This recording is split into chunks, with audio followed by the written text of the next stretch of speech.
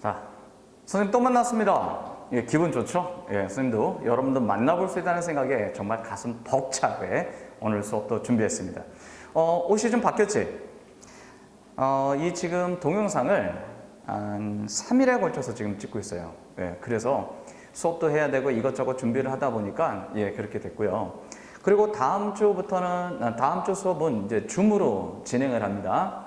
선생님이 지금 줌을 열심히 지금 공부 중입니다. 이렇게도 써보고 저렇게도 써보고 여러분들도 지금 줌으로 열심히 공부하고 있다는 것은 알고 있지만 그 공부가 상당히 힘들고 괴롭다는 것도 알고 있어요. 그래서 최대한 여러분들하고 이번 주 정규 수업 때는 예, 그 줌으로 해서 정확히 어떻게 해보자 이렇게 저렇게 이야기해 올 테니까 거기에 맞춰서 하기로 하고 지난 수업 같은 경우는 일단 이 동영상을 통해서 여러분들한테 기본적인 것들을 이론을 공부하겠다 이렇게 이제 보시면 되겠습니다. 자, 그러면 이제 지난 수업에 계속 이어서 이야기해 볼 게 뭐냐면은 고전 소설 중에서 내용이 제일 많이 나오는 게 어떤 게 있었냐면은 일단 제일 첫 번째 영웅 군담 소설이 있었다. 그다음 두 번째 염정 소설이 있었다. 영웅 군담 소설 같은 경우는 본문 내용이 일단 하나, 둘, 세 개 정도로 나눠서 신비한 능력을 주인공이 어떻게 획득하는지, 그다음 두 번째 그 능력을 어떻게 발휘하는지, 그다음 세 번째 등장인물들과의 대화를 통해서 지난 이야기 또는 현재 이야기 또는 미래 이야기를 어떻게 이끌어가고 있는지 거의 대부분 고전소설은 이렇게 딱 세 가지 형태로 나오게 된다 이 소리입니다. 예. 그다음 염정소설 같은 경우는 인물과 인물, 즉 남자 주인공과 여자 주인공이 서로 죽고는 못 사는 아주 사랑하는 그런 사이들이 되는 거예요. 자, 그런데 문제가 뭐냐면 조선조의 이런 봉건제 사회에서 남자 주인공, 여자 주인공, 선남, 선녀 이렇게 만나서 결혼했다. 그러면 재미가 없으니까 또 그런 사회 속에서의 두 사람 사이를 방해하는 여러 가지 요소들이 있었다. 이렇게 배웠습니다. 그 혼사장애담 요인을 여러분들 반드시 알아두어야 되겠고요. 그 다음 이제 지난 시간에 또 풍자소설도 배웠죠. 예. 그래서 오늘은 그 다음으로 이 가정소설에 대해서 좀 배우도록 좀 하겠습니다. 이 가정소설이 뭐냐 하면은 말 그대로 한 집안 내에서 일어나는 여러 가지 사건들을 소설한 것이다. 이렇게 생각하시면 됩니다. 그런데 여기서 중요한 게 바로 뭐냐면 요 축척제도라는 거예요. 축척제도. 자, 여러분들 지금 스마트폰이나 또는 컴퓨터를 통해서 할 텐데 축척제도를 찾아봐 보세요. 뭘로 나오는지. 빨리 찾아.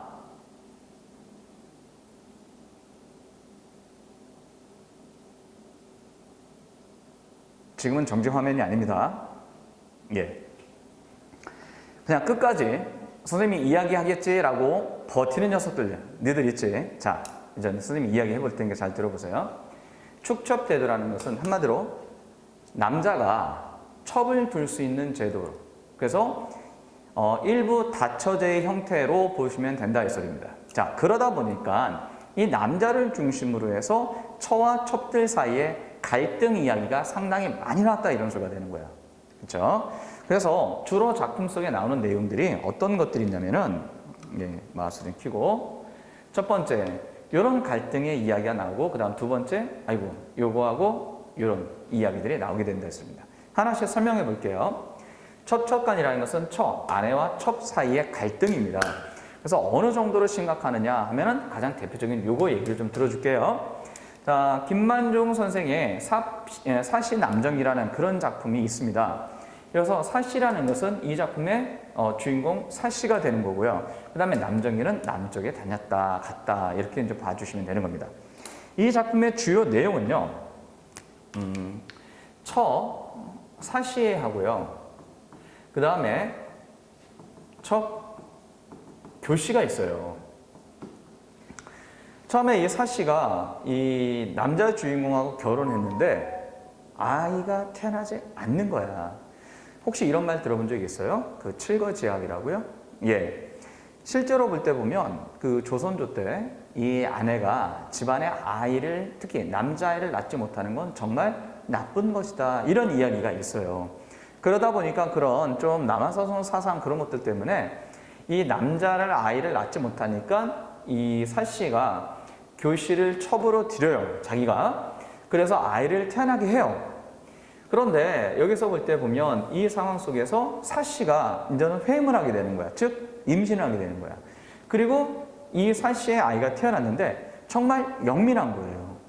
그 와중에서 이 첫 교씨는 사씨의 아이를 죽이기 위해서 복종했을 때 여러 가지 방법을 사용하기도 하지만 전부 다 실패를 하게 돼요.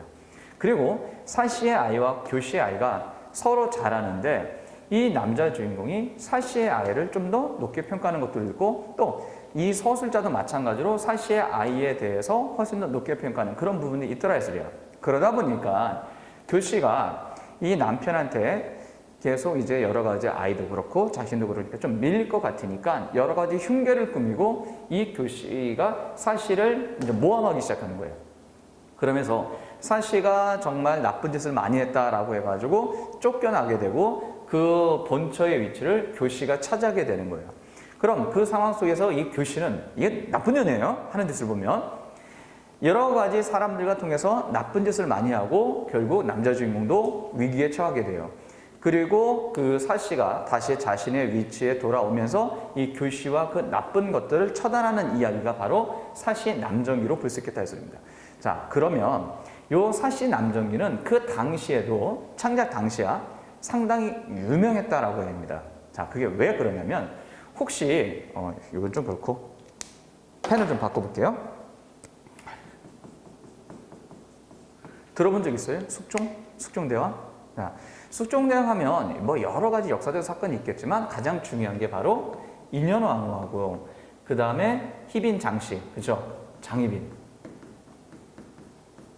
하고의 그런 갈등 역사 이야기가 상당히 유명하더라 이 소리입니다. 그래서 사람들이 인현왕후를 숙종이 내쫓고 희빈 장씨를 중전에 앉혔다가 그 다음에 장희빈의 여러 가지 문제점이 생겨가지고 나중에 축출당하고 인현왕후가 다시 왕의 그 왕비 자리에 오르는 그런 과정들 속에서 그것을 비판한 게 바로 사씨 남정기가 아니겠는가라고 이야기하는 그런 이야기들, 그런 논의들이 꽤 많이 있었어요. 그래서 그 당시에 대해서 이런 이야기들을 비판하는 그런 작품이 아니었겠는가라고 생각하는 그런 접근법도 있다 이 소리입니다. 자, 그래서 그럴 정도로 요 이제 사씨 남정기는 중요했고, 그래서 고전 소설 중에서 척척 간의 갈등 중에서 가장 대표적인 소설이다. 그러면 지금도 사씨 남정기 이렇게 전해진다 했습니다. 자, 그리고 또 한 가지.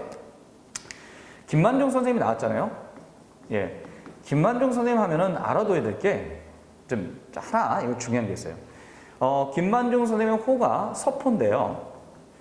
서포 만필에서 뭐라고 했냐면, 자, 동방의 이소다라고 얘기했어요. 이 동방의 이소가 무슨 소리냐면 우리나라에 정말 문학작품, 문학성이 뛰어난 게 작품이 있다. 그게 바로 뭐냐라고 하면은 여기서 이렇게 이야기합니다. 송강정철 선생님의 하나는 삼위인곡이 있고요. 또 하나는 성미인곡이 있죠.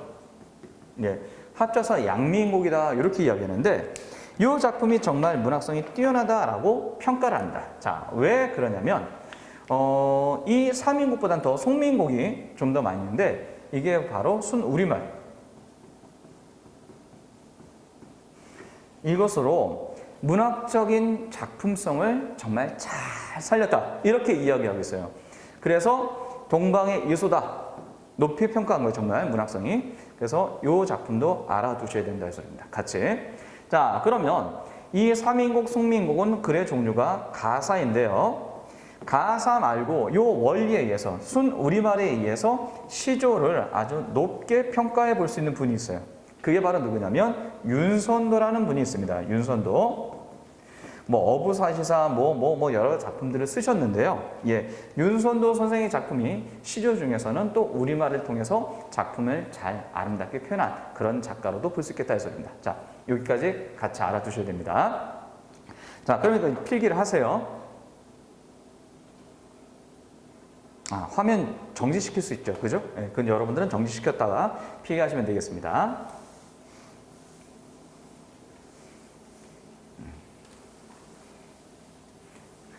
그러면 이제 두 번째 가정소설에서 두 번째 이야기 해볼게요. 하나는 전처의 자식과 두 번째 이 후처 아니죠, 그냥 첫째 둘째 아니죠, 그냥 전처의 자식과 후처 또는 후처의 자식 간의 갈등이 있는 작품들이 있습니다. 전처다 그러면 보통 이제 첫 번째 아내가 보통 이제는 병이라든가 여러 가지 사고에서 이제 죽게 됩니다. 그럼 그 사이에서 태어난 아이들이 있을 거 아니야. 또 그 남자가 같은 경우 아버지가 혼자 살 수 없어서 이제는 두 번째 아내를 들여요. 그럼 그 사이에서도 자식이 나올 수 있잖아요. 그러면 이 후처와 전처 사이의 갈등, 그 다음에 또는 이 자식하고 그 자식하고의 갈등, 이렇게 볼 수 있겠습니다. 자, 그러면은 실제로 볼 때 보면 여러분들 신데렐라 이야기 들어본 적 있어요? 예. 신데렐라 모르면 그거는 정말 진짜 그렇겠죠. 예? 예. 신데렐라 그런 비슷한 유형도 바로 이런 작품 유형으로 볼 수 있겠다 해서 됩니다. 그러면 가장 대표적인 게 뭐냐면 장화와 홍련전. 예. 그래서 영웅 군담 소설에서 선생님이 설명했던 거 있을 거야. 뭐냐면 아버지가 이 조선조 봉건제 가부장제 사회에서 자식들의 목숨도 생사도 결정할 수 있을 정도다라고 이야기하면서 장화 홍련전 예를 들어줬었어요. 예. 기억 안 나는 사람은 다시 한번 볼 수 있도록 좀 하세요. 자, 그러면 이 장화 홍련전 같은 경우 계모가 장화와 홍련, 큰딸 작은딸을 이제 괴롭히면서 결국 죽음에 이르게 하는 그런 과정의 이야기가 바로 장화 홍련전이에요. 이렇게 나오게 되겠고요. 그다음 콩쥐팥쥐. 이 콩쥐팥쥐가 여러분들 뭐 다 알죠? 신데렐라의 가장 우리나라하고 가장 비슷한 게 이제 콩쥐팥쥐다 이렇게 생각하시면 되겠죠. 예. 콩쥐와 팥쥐. 이게 둘이 갈등이 있겠고 또 이 팥쥐의 엄마가 콩쥐를 계속 괴롭히게 되잖아요. 예. 그런 유형으로 좀 볼 수 있겠다. 이렇게 알아두시면 되겠습니다. 다음으로 이제 넘어가 봅시다. 이제 배울 건 뭐가 되냐면 이제 송사 소설입니다. 그럼 송사가 도대체 뭐냐 이렇게 생각할 수 있겠지. 선생님이 여기 두 글자 여기 써놨죠? 재판이다라고요. 예. 송사에 휘말렸다는 것은 어떤 소송에 휘말렸다 이렇게 생각하시면 돼요. 요즘에 또 송사 이렇게도 이야기하는 그런 분들도 있습니다. 그러면 송사 소설이 있었는데 송사 소설의 내용은 주로 1번, 2번, 3번 이렇게 나오게 되는 경우가 상당히 많이 있어요. 그러면 일단 제일 첫 번째 어떤 것들이 있냐면은 죄가 있으면은 벌을 받겠고 죄가 없으면은 훈방되겠죠. 또는 죄가 있다고 모함받았는데 무죄가 밝혀져가지고 자신의 여러 가지 것들이 사면되고 복권되는 그런 이야기들이 송사소설에 나오게 된다 했습니다. 다음 두 번째 진위구문. 여기서 진위 할 때 진은 진짜, 위는 가짜. 예, 이렇게 되는 거예요. 자, 어느 날 이런 소설들의 내용이 이래요. 어느 날 한 집안의 남편이 갑자기 사라지게 돼요. 뭐 집안에 이제 난리가 났겠죠. 그리고 몇 년쯤 후에 어떤 사람이 딱 해서 내가 사라졌던 그 남자다라고 주장을 하고 내가 이 집안의 아들이다 이렇게 이제 주장하게 되는 거예요. 그러면 거기에 그 집안의 아버지, 어머니, 노비 이런 사람들이 전부 다 그런가 보다라고 하는데 그 집안에서의 그 아내가 있을 거 아니야. 그 아내가 저 사람은 나의 남편이 아니에요 라고 주장하는 그런 내용들이 나오게 돼요. 그러면은 여기서 볼 때 왜 이냐 아니냐 뭐냐 막 갈등하게 돼요. 그런 상황 속에서 그 진짜 남편을 찾아오거나 또는 남편이 나타나게 됩니다. 그러면서 이놈은 나쁜 놈이요 얘가 진짜요 막 이렇게 되는 거야. 그러면 네가 왜 이렇게 집을 나가게 됐느냐라고 이야기해 보면 그런 내용들 중에 이런 게 나와요. 아내가 부도덕한 행위를 해서 내가 기타 등등의 문제가 될 수 있고 집안에 먹칠할까 봐 내가 그냥 가출했다 온 것이다 라고 이야기하면 아내가 그건 잘못된 것입니다. 당신의 옷을 뭐를 만들기 위해서 몸종의 여해를 입혀보기도 하고 뭐하고 그런 일이 있었습니다. 당신이 생각한 그런 사건은 없었어요 라고 하고 그런 오해를 풀게 되는 그런 사건까지 나는 게 바로 진위 구분이 된다 했습니다. 예, 됐죠? 그리고 또 여러분들 혹시 옹고집전 들어본 적 있어요? 예, 옹고집전 같은 경우는 옹고집이 좀 나쁜 짓을 많이 해요. 그러니까 고승 이제 스님이 조금 이 녀석 혼 좀 내줘야 되겠다라고 싶어가지고 그 허수아비를 만들어서 거기서 마법을 딱 걸어가지고 이 옹고집의 집에 보내가지고 서로 진짜냐 가짜냐 싸우게 막 하다가 결국 진짜 옹고집 이제 고전소설 3학년 수준에서는 진옹가라고 나오는데 진옹가가 가짜 온가 가온가에게 패가지고 집안에서 쫓겨나고 또 쫓겨나기 전에는 그 사또한테 뭐 곤장을 맞고 여러 가지 것들이 나온 다음에 거기서 고생 하다가 그 스님을 만나게 돼서 죄를 뉘우치게 되고 잘못을 그 다음에 다시 본집에 들어와서 가족들과 행복하게 살았다는 그런 이야기도 나오는 것도 바로 이런 진위 구문의 소설로 이제 볼 수 있겠다 이 소리입니다. 자, 다음 이제 순위 정학인데요. 이제 순위 정학이는 지금 이제 노래 잘하나 못하나 이렇게 세 개의 새 동물이 내기를 하게 됐어요. 1번 새, 2번 새, 3번 새 있는데 3번 새가 이제 따오기예요. 따오기는 또 소리가 따옥성에서 따옥따옥 그렇대요. 어쨌든 간에 선생님이 이런 소리 낸다고 뭐라 그러기 없기에. 자, 그런 상황 속에서 지도 생각할 때 꾀꼬리나 뭐 이런 새에 비해서 자기가 노래를 또는 목소리가 안 좋다는 것을 알고서 그 전에 일단 심판자한테 먼저 좀 찾아가요. 우리가 이런 일을 했는데 좀 잘 좀 봐주세요 라고 이야기하는 거예요. 그리고 이 따오기 같은 경우는 그 전에 미리부터 그렇게 살살 뒷돈을 주면서 관리를 해왔던 것이 있더라 했습니다. 자, 그래서 이런 것들 통해 가지고 결국 이제 세 마리의 새가 모여서 그 심판관 사또 앞에서 결국 심판관 누구였더라? 하여튼간 뭐 그냥 넘어갈게요.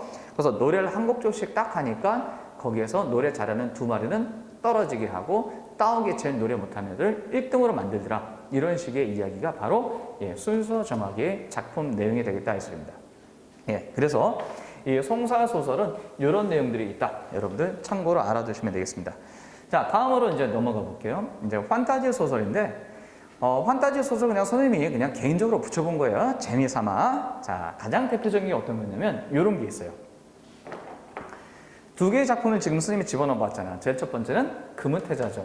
이게 금송아지전이다 라고도 이야기하고요. 금령전, 금방울전 이렇게도 나옵니다. 금은태자전은 어떤 거냐면 한 나라에 황후가 아기를 낳았어요. 그럼 이제 태자가 되는데 이 태자가 어느 날 그 궁궐에서 있던 그 암소가 그 태자를 그냥 꿀꺽 삼켜버린 거야. 씹으면 좀 뭔가 좀 이상하잖아요. 그냥 꿀꺽 삼켰어요. 그리고 송아지를 낳는데 황금으로 된 송아지를 낳은 거야. 근데 그 송아지 같은 경우는 나중에 볼 때 보면은 그 궁궐에서 일단 도망가기도 하게 되는데 뭐 말을 하고 뭐 여러 가지 것들을 많이 하게 돼요. 그래서 이웃나라 나가서 거기서 공주하고도 결혼해가지고 나중에 또 인간으로 된다는 그런 이야기가 나오는 게 금우태자전 이렇게 됩니다. 금자는 세 금자고 우는 소우자. 그래서 금송아지 이렇게 이제 보시면 되겠고요. 그 금송아지전이다라는 것은 보통 이제 고1대 정도 수준의 작품 제목이 될 것이고 금은태자전이다 그러면 2학년 이후에는 이렇게 한자어로 바뀌어서 작품이 나오게 된다 했습니다. 다음 두 번째 금령전이 있는데 고1 같은 경우는 이제 금방울전 이렇게 보통 나오는 경우가 꽤 많이 있어요. 금방울이 뭐냐 하면은 이제 어느 날 한 집안에서 아기가 태어났어요. 근데 이 아기가 태어났는데 이 낳은 엄마는요 남편이 없는 상황에서 아기를 낳은 거야. 그러니까 뭔가 좀 이상하잖아. 그 부정한 짓을 저지르고 그러진 않았어요. 그래서 아기가 딱 태어났는데 사람이어야 되는데 사람이 아니라 뭐였냐면은 금방울이었던 거야. 자, 그러니까 현실적이야, 비현실적이야. 그렇죠. 비현실적이죠. 마찬가지 이런 것도 이제 비현실적이 될 거 아니겠니? 그래서 그 금방울이 태어나가지고 뭐 동네 방네 뛰어다니면서도 이쁜 짓도 뭐 까꿍까꿍 이쁜 짓도 하고 나쁜 놈들도 잡고 뭐 그런 여러 가지 것들을 해요. 그러면서 뭐 이제 남자를 만나서 결혼하는 그런 이야기까지 나오게 되는 게 바로 이 금령전, 금방울전이다 이렇게 보시면 되겠습니다. 요거 작품도 볼 때 보면은 재밌고요. 그 다음에 현대소설보다는 선생님 개인적으로 고전소설이 훨씬 더 재밌습니다. 왜냐면 그 인간의 상상력을 막 초월하는, 우리는 일반적인 그런 상상력을 막 벗어나는 것들, 그런 것들 있잖아요. 현대의 그 판타지 소설, 그런 요소들이 훨씬 더 많기 때문에 선생님은 고전소설을 좀 더 재밌게 읽고 있습니다. 자, 다음 이제 넘어가 볼게요. 마지막입니다. 마지막인데 이제 지금 나온 게 이제 판소리계 소설이에요. 판소리계 소설은 볼 때 보면 이렇게 근원설화에서 판소리가 되고 판소리에서 판소리계 소설, 그 다음에 신소설로 변화되는 이런 흐름, 맥락이 있다라고 생각하시면 됩니다. 그러면 이 판소리에는 이 네 개가 가장 대표적이에요. 이 중에서 여러분들 다 들어봤죠? 근데 요 수군가가 뭔지 아는가? 수군가가 바로 뭐냐면 이렇게 보시면 되겠습니다.